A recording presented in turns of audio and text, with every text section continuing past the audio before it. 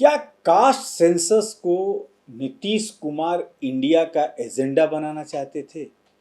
क्या नीतीश कुमार इंडिया नाम से सहमत भी नहीं थे? या इंडिया गठबंधन के वो तमाम नेता नीतीश कुमार को समझ चुके थे कि नीतीश कुमार क्या करना चाहते थे, जिसके कारण उन्हें संयोजक नहीं बनाया गया? इन तमाम बातों पर कुछ देर पहले प्रकाश डाला है जनसुराज के सूत्रधार प्रशांत किशोर ने। प्रशांत किशोर नीतीश कुमार को भी बड़े अच्छे से समझते हैं और तमाम चीजें जो हैं उन्होंने खोल करके रख दी है नीतीश कुमार की। सुनवाते हैं प्रशांत किशोर को। तीसरी बात इंडिया को लेकर मैं जो आपको बताना चाहता हूं कि ये तो अभी शुरुआती दिन है। सबसे आसान काम है नेताओं का एक साथ बैठना, महत्वपूर्ण है लेकिन ये आसान काम है। जब सीट शेयरिंग की बात होगी, जब मुद्दे की बात होगी, तब आपको समझ में आएगा। जहां तक नीतीश कुमार का सवाल है और इंडिया में उनकी भागीदारी का सवाल है, तो बिल्कुल इसको ऑन रिकॉर्ड आप लिख लीजिए। 3 जो इंडिया की बैठक हुई, पहली बैठक पटना में हुई।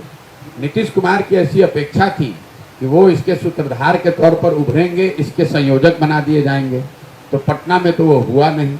फिर नीतीश जी की आशा अपेक्षा थी कि बॉम्बे में ये हो जाएगा, बेंगलोर में होगा। तो जो बेंगलोर में बैठक हुई उसमें संयोजक की तो कोई चर्चा हुई नहीं, इस गठबंधन के नाम की चर्चा हुई। उसमें भी आपने खबरों में देखा होगा कि सब लोग सहमत थे। जो नाम नीतीश कुमार ने सजेस्ट किया उस पर कोई सहमत नहीं हुआ। नीतीश कुमार एकमात्र बड़े लीडर थे जो इंडिया नाम से सहमत नहीं थे, तो वहां पर भी उनकी नहीं चली। तीसरी बार जब वो बॉम्बे में बैठक हुई, तो आपको जदयू वाले नहीं बताएंगे, हम बता रहे हैं, क्योंकि इंडिया वो बैठक में जो लोग बैठते हैं वो सब सीधे तौर से हमसे जुड़े हुए लोग हैं। तो तीसरी बैठक में नीतीश कुमार एजेंडा लेकर गए थे कि कास्ट बेस्ड सेंसस को इंडिया का मेन एजेंडा बनाया जाए। उसको भी इंडिया के सभी साथी गठबंधन दलों ने मुख्य मुद्दे के तौर पर नहीं स्वीकार किया। तो तीनों बैठकों में नीतीश कुमार को, चाहे आपको कुछ भी कहे, मैं आपको जो फैक्ट है वो बता रहा हूं कि तीनों बैठकों में नीतीश कुमार को जैसी अपेक्षा थी वो तो उनको मिल नहीं रहा। ये थे प्रशांत किशोर। उन्होंने सीधा खोल के कह दिया कि यही सब कारण है कि ये संयोजक क्यों नहीं बनाए गए, क्यों पटना से लेके बेंगलोर और मुंबई तक घूमते रह गए, लेकिन संयोजक जो है नहीं बनाए गए। लालू यादव पर उन्होंने कहा कि लालू यादव गलती किए हैं तो जेल तो उनको जाना ही है, जेल गए भी थे। लेकिन आज लालू यादव जो भाजपा पर दोष लगा रहे हैं, वो लालू यादव को फंसाने में इनके कांग्रेसी भाइयों का ही, मित्रों का ही हाथ था। वो भी सुनवा दें आपको। लालू जी जिन मामलों में उन पर केस हुआ है या जिन उनकी सजा हुई है, वो आज का केस नहीं है, वो तो 30 बरस से ज्यादा का केस है। उस पर बजाबता हर जगह हर तरह की न्याय प्रक्रिया और जांच की प्रक्रिया को पूरा करने के बाद न्यायालयों ने उनको सजा दी। न्यायालयों ने ही उनको राहत दी कि हेल्थ के ग्राउंड पर उनको बाहर निकलने की इजाजत मिली है। तो न्यायिक प्रक्रिया है, इसमें अगर आपने गलती किया है तो देश के न्याय व्यवस्था के तहत आपको सजा मिलेगी। इसमें हल्ला मचाने की कोई जरूरत तो है नहीं। अब स्वाभाविक तौर पर जिसको कष्ट होगा, जो पकड़ा जाएगा, वो चिल्लाएगा।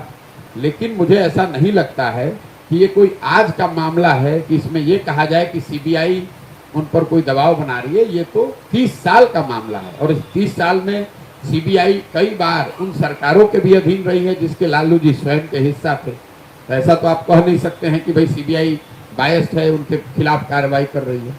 तो ये एक स्वाभाविक प्रक्रिया है। अगर आपने गलती किया है तो लॉ ऑफ द लैंड जो है वो आपको फेस करना पड़ेगा।